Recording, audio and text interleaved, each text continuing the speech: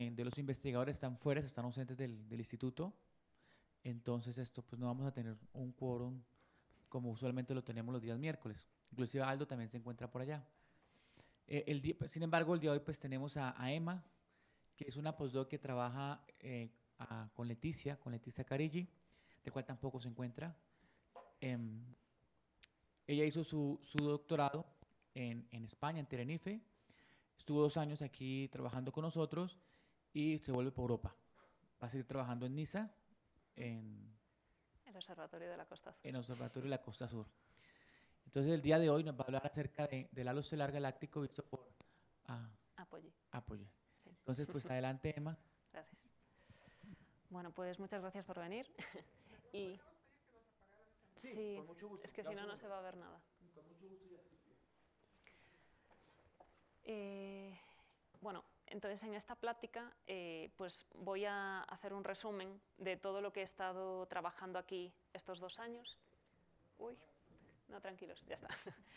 Y bueno, básicamente, pues yo mi tesis doctoral la hice analizando la composición química de estrellas del halo galáctico, del halo de nuestra galaxia, y aquí pues continué con esa investigación utilizando datos del programa de Sloan Apogee, que es un programa dedicado a la observación de estrellas para pues, entender mejor la formación y evolución de nuestra galaxia.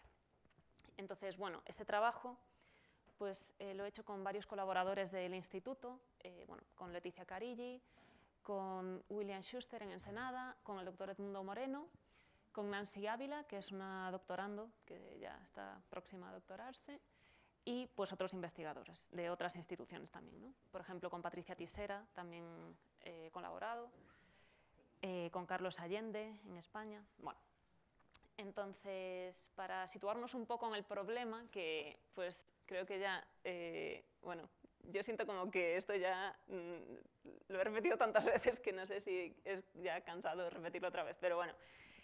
El tema es entender pues, de dónde vienen las estrellas que ahora mismo están en el halo. Entonces, pues, el primer modelo que se propuso fue en 1963 por el grupo de Egan, Sandage y creo que me falta alguien, creo que eran 3. Lindenberg. Perfecto. Y consistía en que las estrellas del halo se habían formado como las primeras estrellas de la galaxia, mientras la nube protogaláctica colapsaba, y entonces, bueno, pues esas primeras estrellas se formaron antes de que el gas estuviese formando el disco y quedaron con un movimiento pues, que no era el de rotación del disco, ¿no?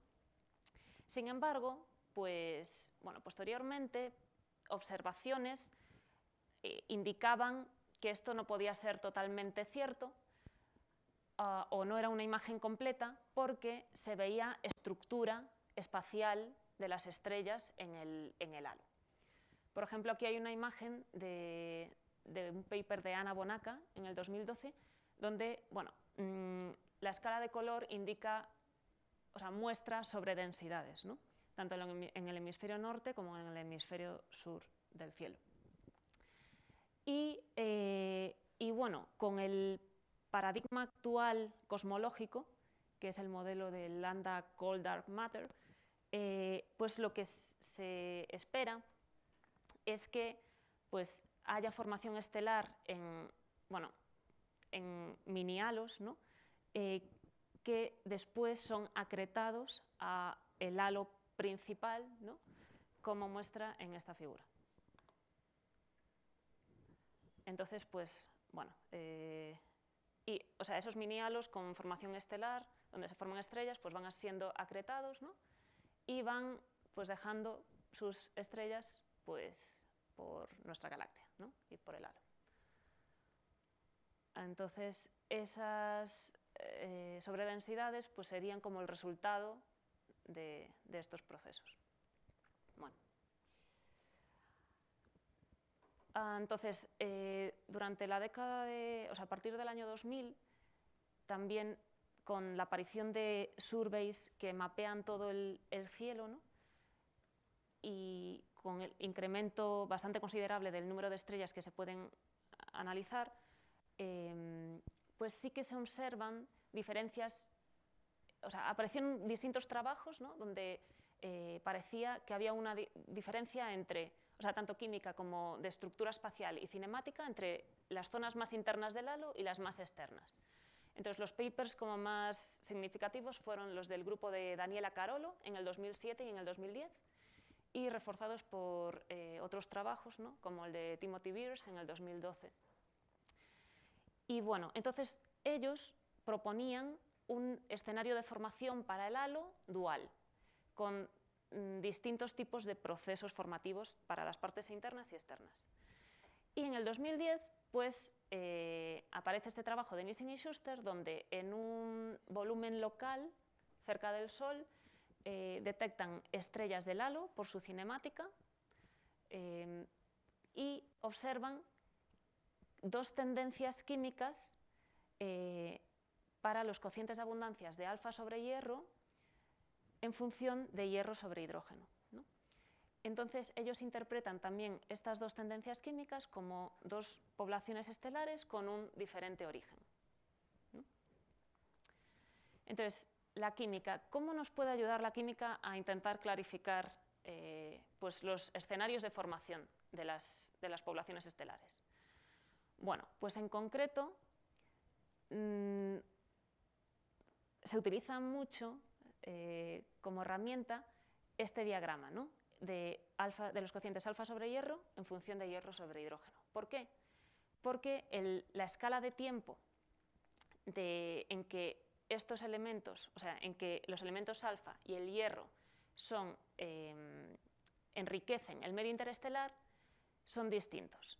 Los elementos alfa son principalmente producidos y eyectados al medio interestelar por estrellas masivas, cuya vida termina antes y, por tanto, enriquecen el medio interestelar antes. Sin embargo, el hierro, los principales, o sea, los productores como que eyectan hierro pues, a grandes cantidades al universo son las estrellas de masa baja o intermedia cuando explotan como supernovas 1A. Entonces, la escala de tiempo, o sea, por ser estrellas de baja masa, pues tardan más en morir. Y por tanto, el cociente de alfa sobre hierro en función del hierro sobre hidrógeno, pues sigue este esquemita, ¿no? Como las primeras estrellas que mueren son las masivas también producen un poquito de hierro, entonces el cociente se mantiene más o menos constante hasta el momento en el que las supernovas 1A eyectan mucha más cantidad de hierro y entonces este cociente cambia su pendiente pues, y se vuelve como más empinada, ¿no?, conforme aumenta el hierro en el medio interestelar. ¿Pensando en un closed box model? Sí, claro, sí. ¿Quién sabe qué tan válido sea para las estrellas del halo? Sí, quién sabe, sí. Pero bueno, tenemos que empezar por algo, por una aproximación. Bien, entonces, bueno, el caso es que el nivel de este cociente antes de que exploten las supernovas 1A va a venir determinado por el límite superior de la masa de la IMF, de la función inicial de masa. Y el valor del hierro sobre hidrógeno al cual se produce pues este cambio en la pendiente va a depender de la tasa de formación estelar. Cuanto mayor sea, cuanto más intensa sea la eficiencia en la formación estelar, pues más alto va a ser el hierro, o sea, más hierro más enriquecido va a estar el medio cuando las estrellas de baja masa empiecen a explotar. Bueno, entonces, para estudiar yo estrellas del halo, pues he utilizado la base de datos de Apogee, que, pues, bueno, principalmente observaciones en el Apache Point Observatory, en el hemisferio norte, y ahora también están empezando las observaciones en el hemisferio sur, pero bueno, para este trabajo todavía no las he utilizado. Y bueno, pues son observaciones en el infrarrojo, a una resolución de 22.500 y pues hay ya cerca de 300.000 estrellas con una señal a ruido típica de 100 y en este rango espectral se pueden determinar abundancias químicas de hasta 19 especies y con una precisión de en torno a 0.1 o mejor que este valor para la mayoría de los casos. Bueno, entonces, pues la primera parte de mi análisis fue examinar cómo variaban los cocientes respecto al hierro de distintos elementos químicos con el radio al centro de la galaxia, o sea, a lo largo del halo, cómo variaban pues, la composición química. Y entonces, bueno, pues examinaron distintos elementos alfa, como son el oxígeno, el magnesio, silicio, azufre, calcio y titanio. Este elemento no resultó muy seguro por las observaciones y las determinaciones a partir de los espectros de Apogee, pero lo que vimos, bueno, examinamos estrellas a más de 5 kiloparsec del plano galáctico para asegurar que fueran estrellas del halo y, bueno, pues separamos cada muestra esta muestra de estrellas en distintos rangos de abundancia de hierro. Entonces, las más pobres en metales con hierro sobre hidrógeno menor que menos 1.8 son la línea verde, el azul pues van hasta menos 1.1 y las de hierro mayor que menos 1.1 hasta 0, hasta la abundancia solar, pues es la rosa, ¿no? Entonces, ¿Usas M para hierro? porque es la nomenclatura que utilizan en los que determinan abundancias en Apogee. Es por el modo en que determinan el hierro. Hay dos maneras de determinarlo. O sea, lo que hacen básicamente es comparar las observaciones con una librería de espectros teóricos. Entonces, esa librería recorre, o sea, tiene distintas dimensiones, ¿no? Recorre distintas temperaturas efectivas, gravedades, abundancia de hierro, y bueno, carbono sobre hierro y nitrógeno sobre hierro. Pero en la dimensión en la que se varía el hierro sobre hidrógeno, cada espectro en esa dimensión no solo cambia su abundancia de hierro, sino que al cambiar el hierro cambia de la misma manera todos los elementos químicos. Entonces, como en el espectro estelar, en un espectro estelar, la mayor parte de las líneas son de hierro, son las líneas, o sea, es el hierro, la abundancia de hierro, la abundancia que más va a pesar a la hora de encontrar en esa dimensión donde se varían las abundancias químicas cuál es el espectro que mejor ajusta. Sin embargo, hay otras líneas de otros elementos químicos, entonces esa abundancia de hierro puede estar un poquito distorsionada, o sea, puede ser no exactamente hierro.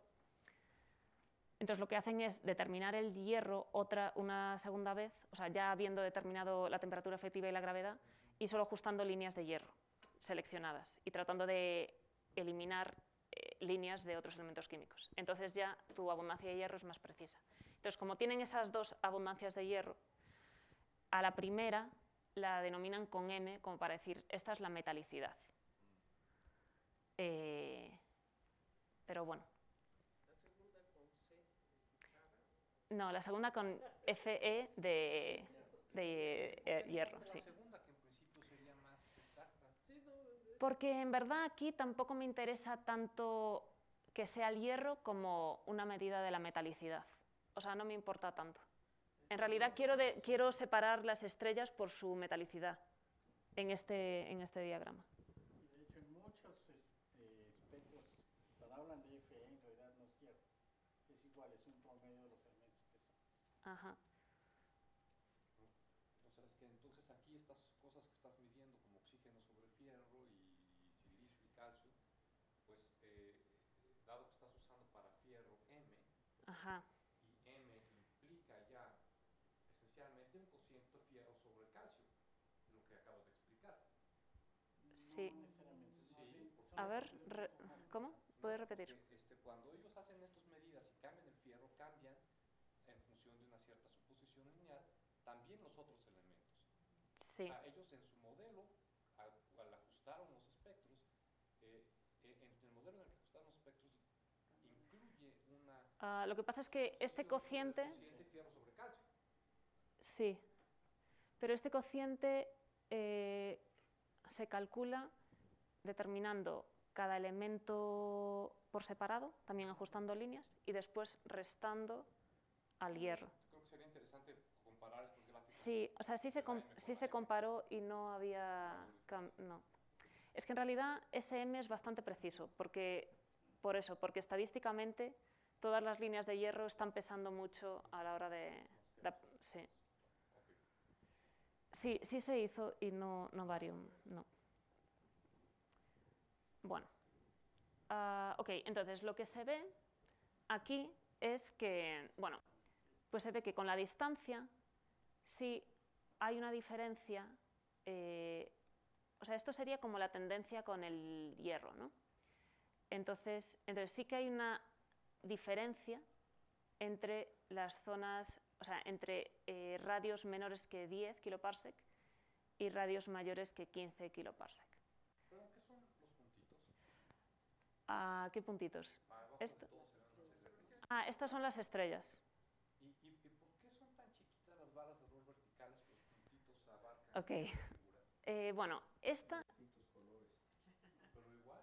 es una medida estadística del error. Entonces, lo que estamos aquí es, esta es la mediana de las estrellas que tienen pues, este rango de metalicidad y pues, radios menores que 10 kiloparsec, ¿no?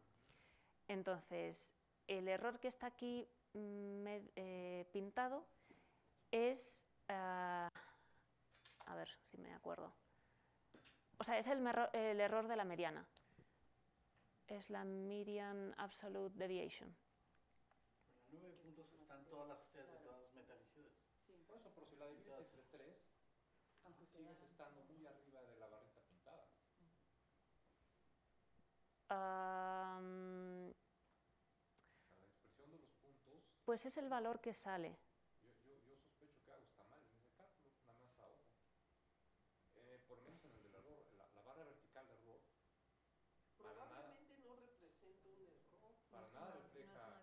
En principio, un error, un sigma quiere decir que que 2 tercios de los datos están dentro de la barra. Pero es el error del promedio, no es la dispersión.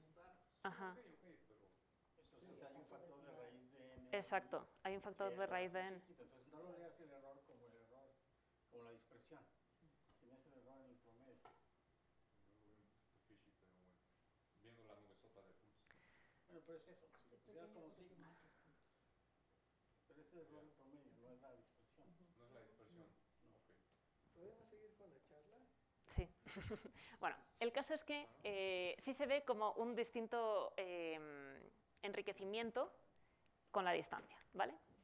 Y al examinar otros elementos químicos, no solo elementos alfa, pues también se ve que, por ejemplo, para el aluminio, pues se ven pues distintas tendencias con la distancia en función del hierro, el potasio también, incluso el níquel, ¿no? Bueno, ok. Bien, entonces, lo que se hizo fue... bien, pues estas tendencias que estamos observando, vamos a comparar qué se obtiene con simulaciones cosmológicas, ¿ok? Entonces aquí es donde nos ha ayudado Patricia Tisera, que utiliza simulaciones de Aquarius, pues que simulan pues, la formación estelar bajo un contexto del modelo de Lambda Cold Dark Matter y en el que pues, se van formando mini halos, ¿no? Que después son acretados. Entonces hay estrellas que se forman pues, fuera del radio virial de nuestra galaxia y luego son acretadas, y hay estrellas que se forman pues, ya dentro del radio virial. A veces de gas que es acretado de mini halos o también pues, del mismo gas que estaba ya dentro como del halo principal, ¿no? De la galaxia. Entonces, bueno, pues aquí se muestran primero las observaciones para oxígeno sobre hierro, perdón porque aquí me comí oxígeno sobre hierro, pero como representativo de los elementos alfa. para los mismos rangos que vimos anteriormente, ¿no? de hierro. Entonces, ¿Cuál es el eje horizontal? es el radio con al centro de la galaxia, en kiloparsecs. Sí, perdón, aquí no sé qué me pasó. Bueno, entonces, lo que se ve es que para las estrellas más pobres en metales la tendencia es más o menos plana y se va, pues, o sea, para las más metálicas, pues es más pronunciada, ¿no? O sea, desciende. Y entonces ella, pues obtuvo, bueno, analizó 6 halos formados en galaxias tipo como la nuestra, como la Vía Láctea, y entonces, pero con distintas historias de acreción de satélites. Entonces, aquí se muestran el que más se asemeja a las observaciones y el halo que más difiere, porque se ven tendencias ascendentes, ¿no? Entonces, pues para este halo, donde se ven 2 tendencias más o menos planas y para las más metálicas una tendencia descendente con la distancia, lo que hicimos fue analizar en detalle qué tipo de poblaciones son las que están contribuyendo, o sea, en función de su origen, si tienen un origen acretado o si se han formado dentro del radio virial de nuestra galaxia, cómo esas poblaciones están contribuyendo al oxígeno sobre hierro en los distintos bins de distancia al centro de la galaxia. Entonces vemos, por ejemplo, para las estrellas entre 5 y 10 kiloparsec, o sea, las más cercanas que estamos analizando. Aquí la línea verde son las estrellas acretadas y las otras líneas son estrellas que se han formado dentro del radio virial, que están separadas, bueno, por con otras clasificaciones, pero todas son dentro del radio virial. Oye, ¿pero qué es el eje Y? ¿No es la fracción? Entonces, el eje Y es la fracción de estrellas, sí, respecto al total de todas las estrellas. ¿Ok? Entonces, lo que se ve... Y está en la misma escala todos, ¿verdad? Los 3. ¿Están en la misma escala? Sí. Sí. Bien, entonces, estas son las correspondientes al halo C, que era el que mejor se aproximaba, y este al halo D, al más distinto, ¿no? Entonces, lo que se ve es que lo que está provocando... Y estas son las estrellas... O sea, realmente lo que marca la diferencia entre uno y otro, perdón, son las estrellas metálicas, ¿ok? Entonces, estamos analizando solo esas estrellas, a más de -1 dex de hierro sobre hidrógeno. ¿Alguna duda? No, sí. ¿El pico que hay como por ahí de...? Estas. Sí, entonces, eso es lo que voy a explicar ahora. Vale, entonces, lo que vemos de aquí es que lo que está provocando ese gradiente con la distancia descendente es este pico de estrellas acretadas. O sea, un pico muy grande a alto oxígeno sobre hierro que son muchas estrellas acretadas con alto oxígeno sobre hierro. Y este pico pues, va descendiendo y eso es lo que hace que pues, el oxígeno sobre hierro alto respecto al bajo pues, vaya cayendo, ¿no? Con lo cual el promedio cae también con la distancia. Sin embargo, aquí no hay un pico, la distribución es más, pues, está más extendida a todos los oxígenos sobre hierro y por tanto, y además estas estrellas que se han formado dentro del radio virial pues también van desapareciendo, con lo cual en promedio estas estrellas de alto alfa pues van como aumentando, o sea no aumentan, disminuyen también, pero el descenso es mucho menor comparado con que esto desaparece, con lo cual al final el promedio pues asciende. Exacto, vale. Bien, entonces lo que estamos viendo aquí es que lo que está provocando ese descenso, o sea, esas estrellas con un menor alfa sobre hierro a distancias altas, no son estrellas que se han formado en nuestra galaxia, sino que son estrellas acretadas. Oye, perdón, para Sí. concluir que la razón por la cual se da ese descenso en la simulación Sí, tenemos que hacer más... la realidad, Ajá. tendrías que primero convencernos que ese modelo que mejor se ajusta tiene algo que ver con la realidad, sin embargo es muy distinto. O sea, aunque las tendencias son las observadas, la normalización del eje Y estaba mal por un factor enorme comparado con los sigmas. Si regresas Ah, ok. gráfica anterior, Sí, ya, entiendo. Ahora sí. o sea, Ajá, el eje Y en los datos llega hasta punto 6, en la simulación sí. llega hasta punto 3. No veo en qué sentido la simulación es una representación de la realidad.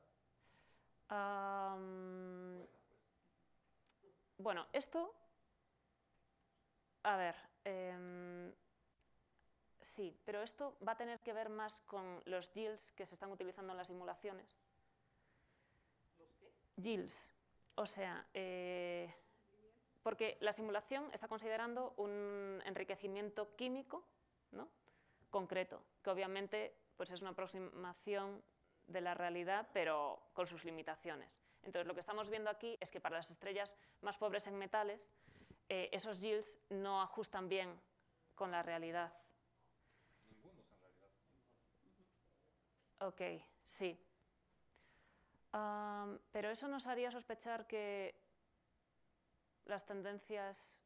O sea, porque aquí lo que estamos viendo son las tendencias, ¿no? Bueno, pues la tendencia es la correcta, pero la normalización está mal por un factor de Ajá. varios en un asunto que es logarítmico. Pues eso no te permite decir que el modelo es una buena representación de la realidad. Y además los yields están calibrados para que otras cosas cuadren, con sus feedbacks y demás. O sea, no puedes cambiar los yields sin que se les descompongan otras cosas. Ok. Ok. Vale, buena observación. Esta Patricia Tisera y todo, que mete poblaciones estelares. O sea, ¿Qué hace? lo que hace es considerar unos yields, considerar un enriquecimiento, o sea, pues a tal edad empiezan a explotar las supernovas 2, a tal edad las supernovas 1A. Y entonces de esa manera pues ya tienes como un enriquecimiento y de ahí pues se vuelven a formar nuevas estrellas, pues también con una tasa de formación estelar pues bajo, sí, o sea, esos detalles no los conozco tan a fondo, pero sí, querías preguntar algo. Ok, vale. Entonces yo propongo un modelo para reproducir una cierta realidad. Sí. Y aunque las derivadas Ajá. se vean iguales, pero si en una escala logarítmica el valor absoluto sale tan mal, sobre todo inconsistente dado los errores, Lo que pasa es que esos yo no diría yields... que eso es una representación de Ok, solo... Es escala logarítmica, pero esos yields están... O sea, esos yields se han... calibrado para que otras cosas cuadren. Sí, pero otras cosas en la vecindad solar o en el disco. Sí, principalmente. Entonces, quizá ese sea el problema, ¿no? Que no hay buenas determinaciones para el halo. Entonces... Las tasas que estás usando tú de apogis son las mejores, ¿no? O sea, ok, sí, pero entonces habría que... o sea, gente teórica que, bueno, o sea, que revisase como esos yields en función de las observaciones que se están viendo. Ok, sí, vale, pero bueno, buena observación, vale. Yo iba a decir, Sí. ¿se ve esta tendencia con otro elemento? Estos oxígenos se veían. Sí, con el magnesio también se ve esta tendencia, sí. Pero nada más digo que así como se ve, concluir que todo cuadra re bonito, pues Bueno, no todo cuadra re bonito, pero a mí me parece muy interesante que sí que se vean para estas estrellas a cierta metalicidad la misma tendencia. Bueno, porque si no... Bueno, ok, sí, vamos a seguir, sí, va. Vale, ok. Sí. Bueno, entonces, bien, y entonces, Patricia, o sea, estas simulaciones, bueno, ella ya las había como analizado anteriormente, y entonces había obtenido la distribución de la masa de los satélites para cada uno de los halos, o sea, que habían sido, esos satélites que habían sido acretados, y que contribuían a las distancias que estamos analizando nosotros, que son radios menores que 30 kiloparsec. Entonces, y para cada uno de las 6 simulaciones, ¿no?, que analiza ella. Entonces, aquí el rosita este es el que corresponde al halo C, esta distribución de masas de satélites, y el D es este azul. Ok, entonces lo que se ve es que la distribución de masas, o sea, las masas de los satélites tienen una distribución con un pico a menores masas, ¿no? Por tanto, o sea, lo que deducimos de aquí es que estos satélites, o sea, sí tienen un pico de formación, o sea, un burst de formación estelar al principio, luego la formación estelar se para y por eso hay más estrellas con alto oxígeno sobre hierro. Bueno. Y, sin embargo, para este satélite, o sea, para estos satélites, como la masa es mayor, se puede continuar la formación estelar durante más tiempo y, por tanto, la distribución de fracción de estrellas contribuyendo a distintos oxígenos sobre hierro es más extendida porque pues, hay más estrellas que se están formando cuando ya el medio se ha enriquecido con supernovas 1A. ¿Ok? Bueno. Vale. Entonces, siguiente parte del trabajo que he hecho. Analizar las poblaciones que encontraron Nissen y Schuster con las distintas tendencias químicas e intentar inferir, comparando con modelos de evolución química, pues algo sobre la función inicial de masa y la tasa de formación estelar. Entonces, bueno, hay un trabajo de Christian Hayes, bueno, en el que colaboramos nosotros también, que consiste en pues ver en estrellas de apogee de baja metalicidad si hay poblaciones, o sea, si estas dos poblaciones de Nissen y Schuster estadísticamente son las que predominan a este régimen de baja metalicidad. Y pues sí se ve que, bueno, pues sí que hay dos poblaciones predominantes y que coinciden con las poblaciones de Nissen y Schuster.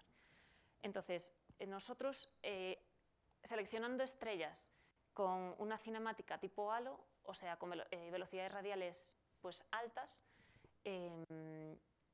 vemos, o sea, también pues, detectamos estas dos poblaciones y estos triangulitos son las estrellas de Nissen y Schuster sobre nuestra muestra y pues cuadran bastante bien.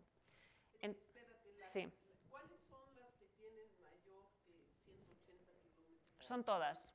A todas. Estas son estrellas, o sea, las que habíamos analizado anteriormente eran estrellas que estaban a alturas del plano galáctico altas, ¿no? O sea, más de 5 kiloparsec. Bien, estas son estrellas pues en toda la base de datos de Apogee, pero con cinemática tipo halo, o sea, con velocidades radiales altas. Y entonces, pues vemos, esto es magnesio sobre hierro en función del hierro, y vemos que sí que hay aquí un gap, ¿no? Entonces, bueno. Y que coincide bastante bien con las dos poblaciones de Nissen y Schuster. Entonces, bueno, pues aquí observamos, bueno, pintamos lo mismo para oxígeno, silicio y calcio y calculamos las medias pesadas con los errores y ajustamos, o sea, tanto para una población como para la otra, y ajustamos linealmente, o sea, bueno, identificamos cuál era la metalicidad a partir de o sea, donde se encontraría el Ni, el cambio dependiente. O sea, hicimos distintas pruebas, calculamos las medias pues, de distintas maneras, etc. Y entonces, bueno, pues identificamos para la población de alto alfa sobre hierro o magnesio sobre hierro, lo que sea, a menos 0,4 el Ni, y para la población de bajo alfa a menos 1. Entonces, bueno, hicimos un ajuste lineal pues desde el punto más bajo hasta el Ni, y desde el Ni al punto más alto, ¿no? Así para todos. Entonces, esto lo hicimos para comparar esos valores con lo que se esperaría a partir de un modelo de evolución química, en el que consideramos las dos poblaciones como independientes, una aproximación de reciclaje semi-instantáneo, es decir, que las supernovas, o sea, las estrellas masivas enriquecen el medio instantáneamente, pero las supernovas 1A enriquecen el medio con un retraso de 1 gigaaño. Un modelo de caja cerrada en el que no hay pues, intercambio, ¿no? Ni inflows ni outflows, y que cada rango pues, que habíamos visto antes, ¿no? Antes del Ni y después del Ni, representa un estado evolutivo del medio interestelar distinto, ¿no? Pues antes del Ni solo contribuyen supernovas tipo 2 y después del Ni contribuyen supernovas 2 y 1A. Bueno, entonces, pues teniendo en cuenta todas estas aproximaciones y considerando estos yields para cada tipo de supernova y una IMF fija de Krupa-Tut-Gilmore, pues integramos los yields para cada valor de metalicidad que veíamos aquí, para cada puntito, ¿no? Pero el ajuste, bueno.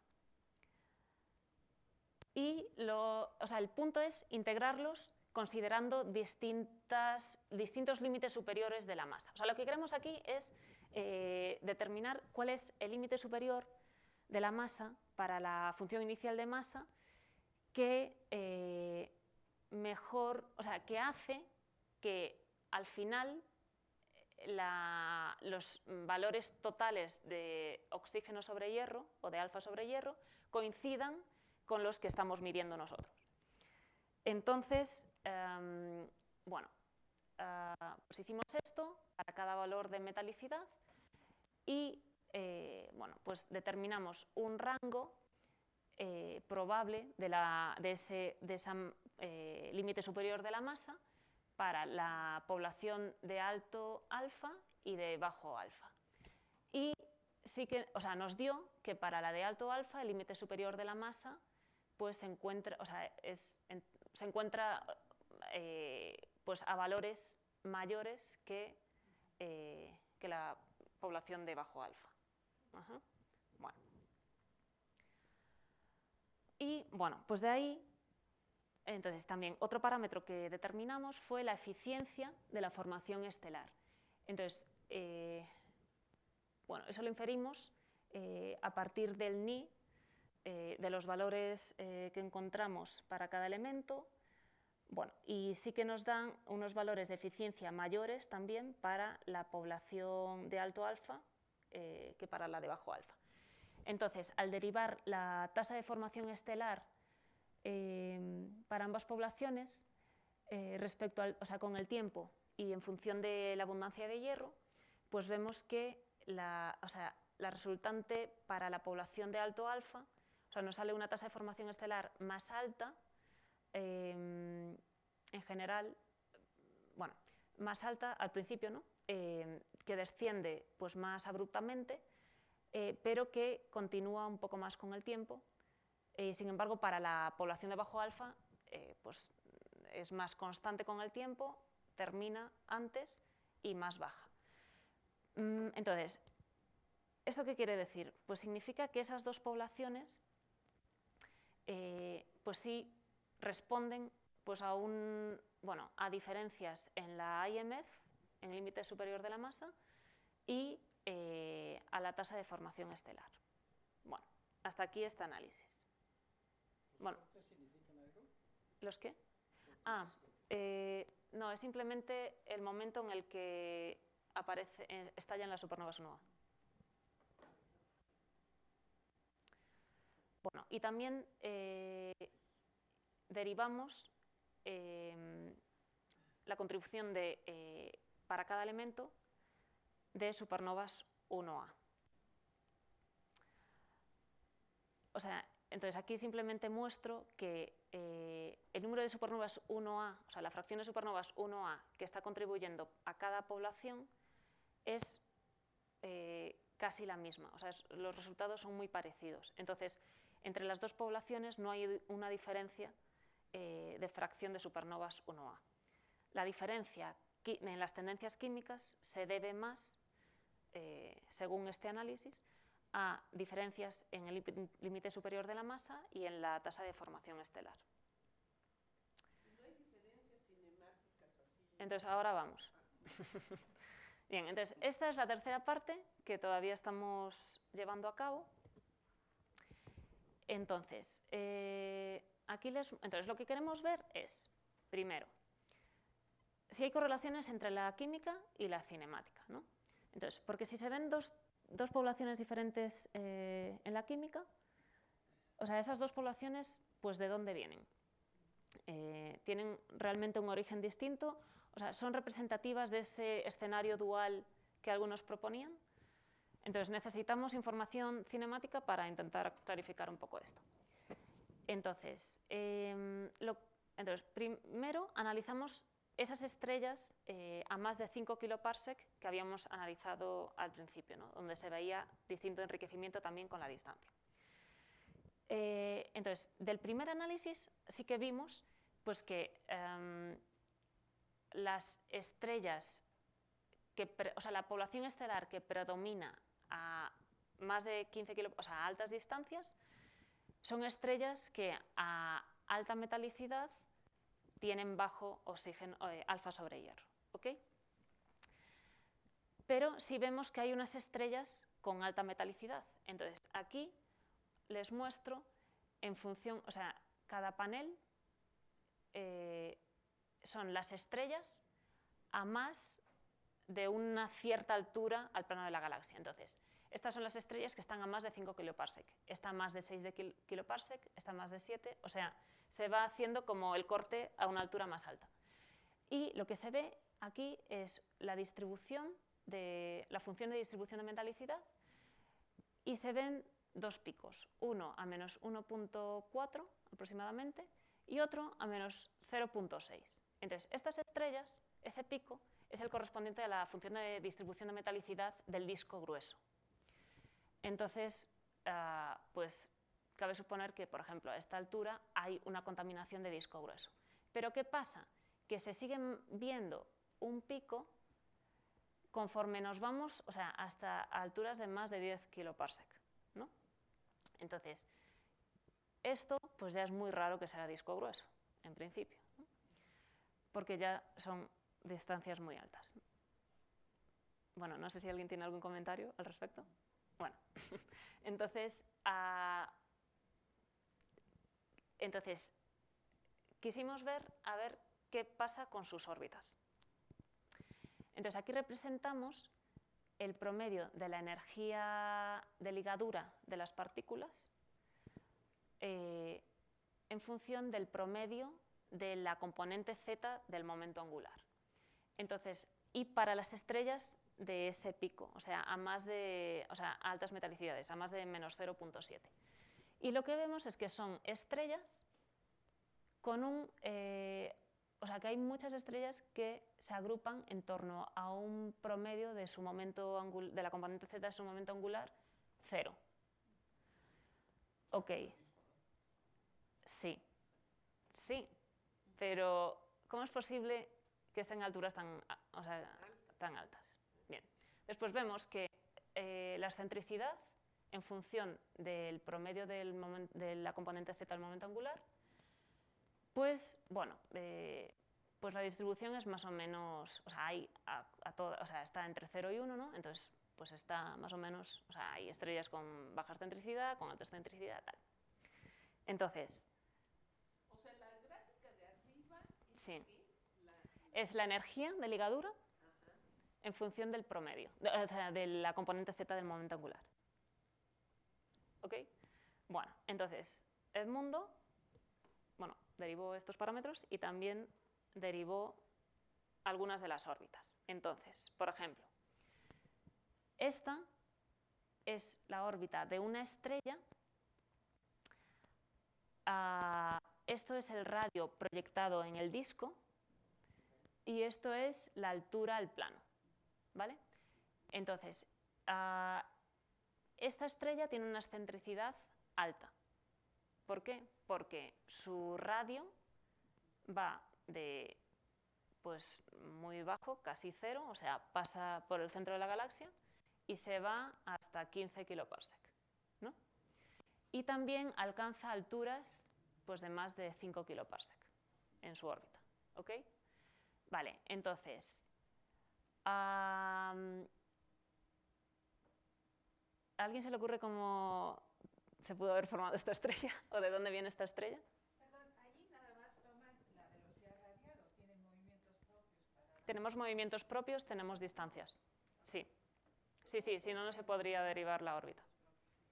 Vale, entonces, ¿se le ocurre esa estrella dónde pudo haber nacido? Pues en principio pensar y quién sabe. Bien, pues esta estrella, según Edmundo, que es el aquí experto, no, creo que no está. Bueno, solo pudo haberse formado fuera de la galaxia, haber sido acretada, pasar por el centro y por perturbaciones de la barra haber alcanzado alturas grandes. ¿Y eso por qué? Porque una estrella que nace en el disco, se queda en el disco. No hay ningún mecanismo, aunque haya perturbaciones con los brazos o lo que sea, que haga que alcance alturas tan grandes. ¿Por qué no se podría haber formado en el halo? Exacto. En el disco entiendo que no podría ser tan excéntrica. Ok, vale, espera, en el halo. Porque si se formó en el halo, ¿cómo alcanzó una metalicidad tan alta? Y si fue el resultado de una explosión de supernova y digamos que la compañera de la supernova que fue acelerada, si fuera. Pero aún así no...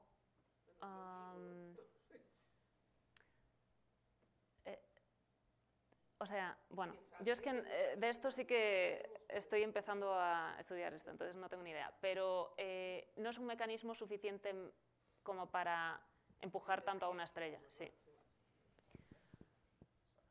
Ok, bien. Vale, y después, este es un ejemplo de estrella, de órbita de estrella con una excentricidad baja y que también tiene un momento angular próximo a cero. Bueno, entonces, bien, pues por el tipo de órbitas que se derivan de estas estrellas, el origen de estas estrellas es más probable que haya sido pues, estrellas que se han formado en una galaxia enana o un satélite, ¿no? Que después haya sido acretado para que así alcance una metalicidad alta, pues como la que representa las estrellas del disco y terminen con unas órbitas como estas, ¿vale? Pero bueno, de todos modos, este es un trabajo que estamos todavía en ello, ¿ok? Bien, y después lo que vimos fue este mismo diagrama que os presenté antes, pero con una escala de color que muestra la química, ¿no? Entonces, en este caso es magnesio sobre hierro, ¿no? Como representativo del alfa sobre hierro. Entonces, lo que vemos es que las estrellas con más alto magnesio sobre hierro, que serían como las de la población de alto alfa, son las que se aproximan más a cero en su componente z del momento angular. ¿Ok? Entonces esto, bueno. Eso no es de energía menor. Ajá. Bueno, y esto pues para el caso del aluminio, que es otro elemento que no es tipo alfa, también se ven que las de más alto aluminio, pues también esto, ¿no? Entonces aquí lo interesante es que vemos estrellas, o sea, hasta ahora todo, a ver,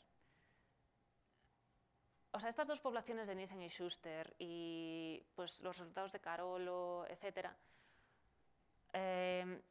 o o sea, ellos sí que veían, primero, un nivel de metalicidad más alto en las zonas internas y más bajo en las externas, y el trabajo de Nielsen y Schuster también apuntaba a que la población de alto alfa sobre hierro se restringía más a las zonas internas y las de bajo alfa sobre hierro hacia las zonas más externas. Entonces, ellos pensaban, no, pues probablemente las primeras estrellas se han formado in situ en la galaxia, o sea, en el halo, en las zonas más internas o incluso en el disco, y después han sido calentadas y forman parte del halo interno, ¿no? Y las externas, las de bajo alfa sobre hierro, han sido acretadas y por eso tienen distinto alfa sobre hierro y más bajo. Pero ¿qué estamos viendo aquí? Estamos viendo que hay estrellas de alta metalicidad y alto alfa sobre hierro también en regiones pues externas, más o menos externas de la galaxia. Entonces, estas dos poblaciones, o sea, ahora lo que estamos intentando clarificar es, estas dos poblaciones, o sea, realmente son el resultado de ese halo interno y externo con distintos procesos de formación, o es algo que se da, o sea, es propio como de la historia de formación estelar de cada uno de los sistemas que después han sido acretados, y entonces por eso vemos estas dos poblaciones anywhere en el halo.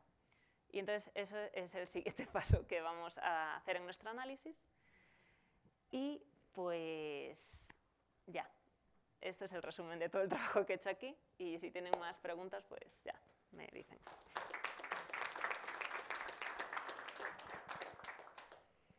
Bueno, a lo mejor sí hay que encender la luz, ¿no? Ahora. Va, preguntas. ¿Preguntas? ¿Comentarios? Sí, a ver, bueno, Chucho.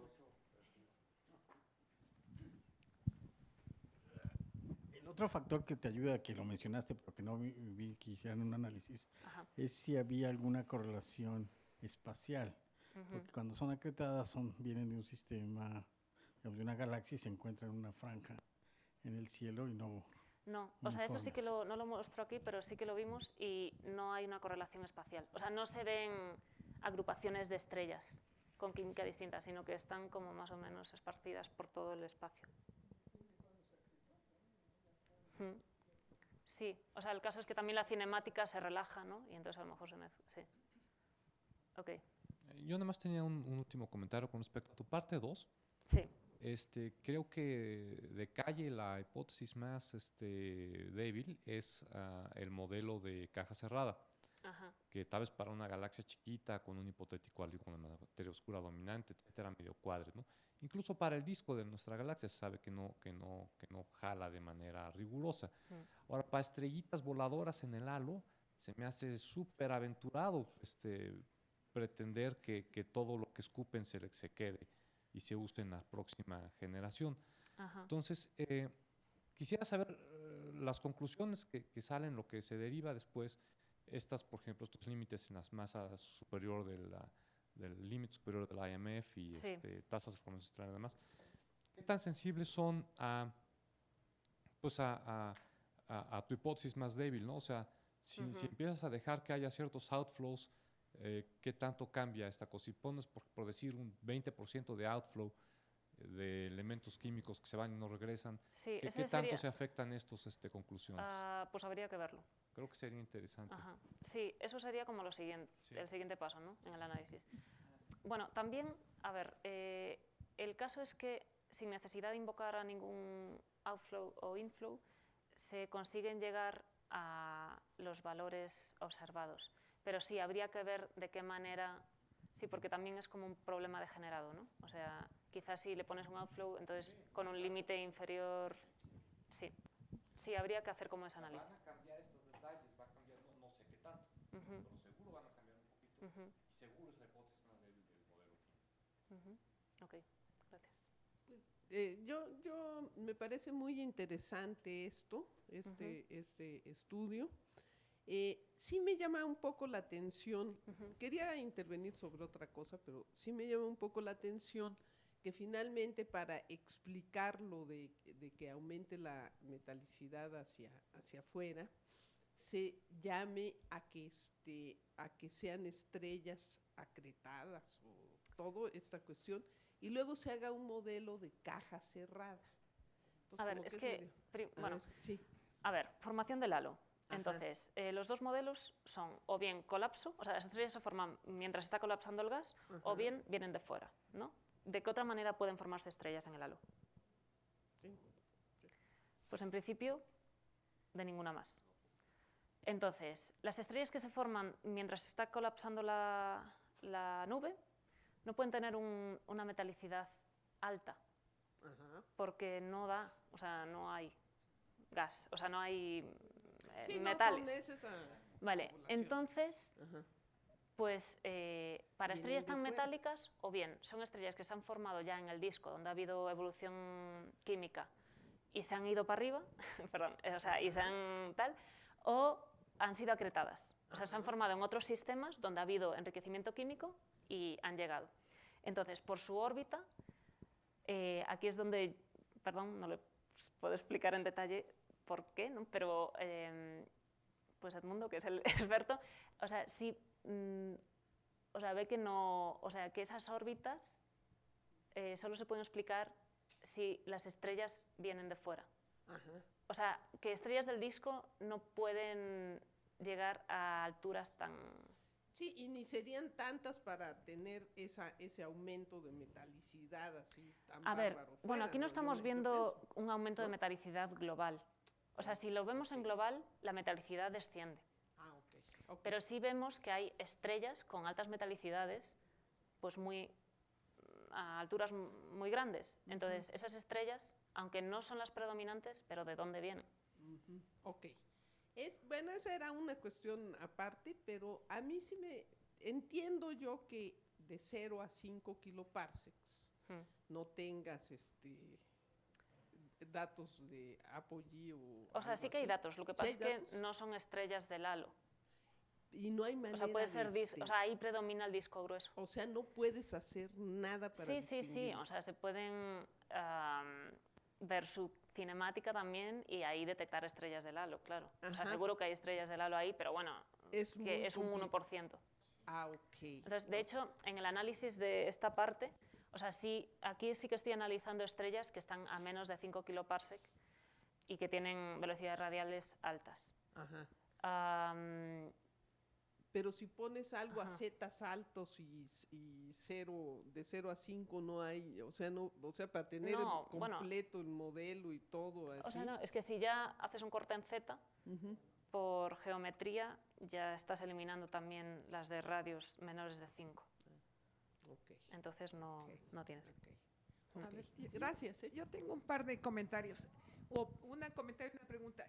Esta figura, en cierta manera, lo que te está diciendo es que en unas estás siendo dominada por las supernovas de alta masa y son las que están produciendo los elementos alfa, y en la otra por las supernovas de baja masa, que son No. los elementos No de exactamente. O sea, aquí... hierro. No, ya sé en- que no exactamente, pero de alguna manera sí coincide, ¿no? La No. masa superior, no. o sea, el caso es que aquí solo estamos considerando estrellas masivas. O sea, estrellas masivas las consideramos con masas, o sea, mayor de 8 masas solares. Ok. Entonces, lo que vemos es que hay una diferencia en la estrella más masiva de la función inicial de masa. Pero de alguna manera la estrella más masiva en la función inicial de Ah, masa, sí. las azules son las que tienen más alfas que Sí. las rojas que Sí, sí, tienen sí, menos alfas. correcto, sí. Entonces, bueno, es coherente. Sí. Nada más es un comentario. Pero el otro comentario es la primera figura que tú nos mostraste, que fue la sobrepoblación de estrellas, la primerita. Sí. No se puede hacer el análisis un poco al revés y de buscar en las zonas donde están estas bandas, ahorita con todos los datos de Apogee, donde están estas bandas enriquecidas, hacer una búsqueda de cómo están las... No, la primera del cielo, la del cielo, la del cielo. Ah, Sí. a ver, esto. Esto. Esas. O sea, ir a esas zonas Sí. sobrepobladas y hacer un análisis de qué está pasando en la química de esas, porque esas sí, Sí, de sí. alguna manera sí se ve que son adquisiciones Sí, recientes sí, exacto. y que vamos a poder decir algo de estas Ajá. adquisiciones recientes. Claro que está mezclado con Sí. todo lo que estaba antes, Comparar la química de estas estrellas pero a lo que son mejor de los salen streams. datos interesantes o a lo mejor no, Ajá. a lo mejor no se puede. A ver si sale lo del mundo, ¿no? Lo que pasa es que yo no sé si esas están en la zona de Sloan y por lo Sí, sí, estas también, sí. Sí, o sea, sí Bueno, hay datos de sea, esas como que estrellas busca- de como apoyo. que por eso digo, buscar al revés. Ese es mi comentario. Ujú. Gracias. Yo creo que ya démosle gracias a Emma. Y si tienen preguntas, invitados cordialmente al after party.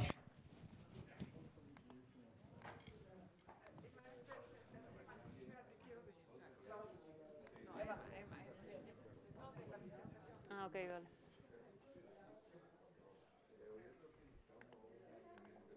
A ver, es que tengo que volver a... Uy.